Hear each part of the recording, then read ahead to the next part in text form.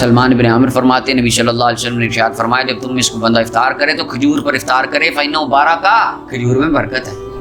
یہ برکت والی ہے۔ اگر کھجور نہ پائے تو افطار کر لے پانی پر، فرمایا فإنہ طہور،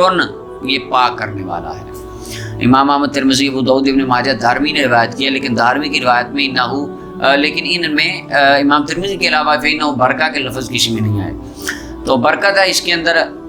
کھجور، آج ایک کھجور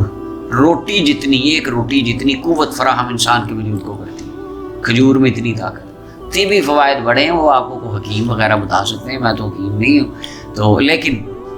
طبی فوائد ہمیں کو بتائے نہ بتائے، ہم اپنے آقا کی سنت میں اس سے محبت کرتے ہیں۔ کھجور پہ روزہ افطار کریں، جو شوگر کے پیشنٹ ہیں جن کو کھجور ڈاکٹر نے منع کی، وہ پانی پہ روزہ افطار کریں، جو ہمارے آقا کریم صلی اللہ علیہ وسلم نے طریقہ بتایا ہے اس پہ عمل کریں، اللہ بھی اس میں راضی، اللہ کے حبیب بھی راضی۔ تو جب بس جو فرما دیا ہے، سائنس تو آج آ کے تحقیقیں کر رہی ہے، اس میں یہ فائدہ، اس میں یہ فائدہ، اس میں یہ فائدہ ہے، اور مسلمان کو تو اتنا یقین ہونا چاہیے، سائنس فائدہ بتائے یا نہ بتائے، بس جو حضور نے فرما دیا آنکھیں بند کر کے اس پہ ہمیں